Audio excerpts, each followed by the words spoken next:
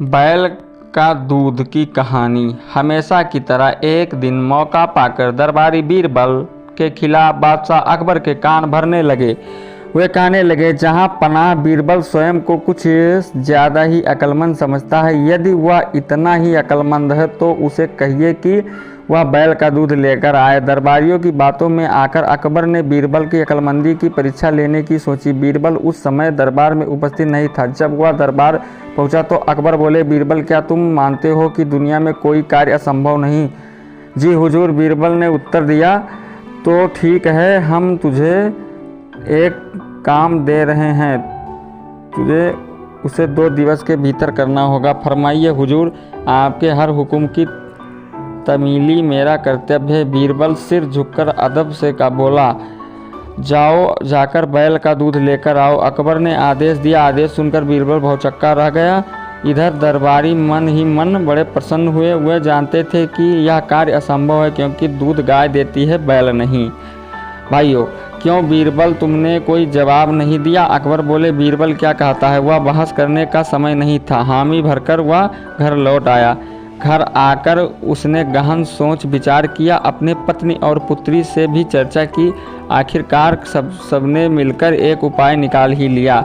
उस रात बीरबल की पुत्री अकबर के महल के पीछे स्थित कुएं पर गई और पीट पीट कर कपड़े धोने लगी। अकबर के महल की खिड़की उस कुएं की ओर खुलती थी। जोर जोर से कपड़े पीटने की आवाज़ सुनकर उनकी नींद खुल गई। खिड़की से झांकने पर उन्हें एक लड़की कुएं पर कपड़े धोती हुई दिखाई पड़ी।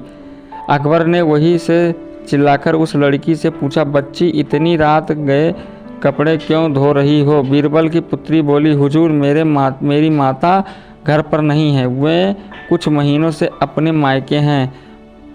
उनकी अनुपस्थिति में आज मेरे पिता ने एक बच्चे को जन्म दिया। दिन भर मुझे उनकी सेवा शुश्रूषा करनी पड़ी। कपड़े धोने का समय ही नहीं पाया, इसलिए रात में कपड़े धो रही हूँ।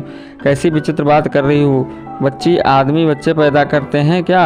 अकबर कुछ नाराज़गी में बोले, करते हैं हुजूर। जब बैल दूध दे सकता है तो आदमी बच्चे पैदा कर सकते हैं। बीरबल की पुत्री ने उत्तर दिया, हे सुनना था कि अकबर की नाराज़गी हवा हो गई और वह पूछ बैठे, बच्ची, कौन हो तुम? हुजूर, ये मेरी पुत्री है।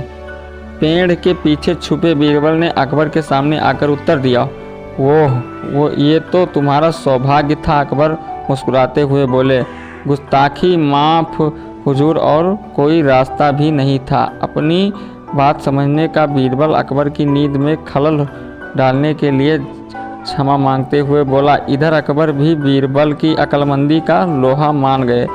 अगले दिन रात का पूरा वृत्तांत दरबारियों को सुनाते हुए उन्होंने बीरबल को उसकी अक्लमंदी के लिए सोने का हार इनाम में दिया। दरबारी हमेशा की तरह जल भुन कर रह गए।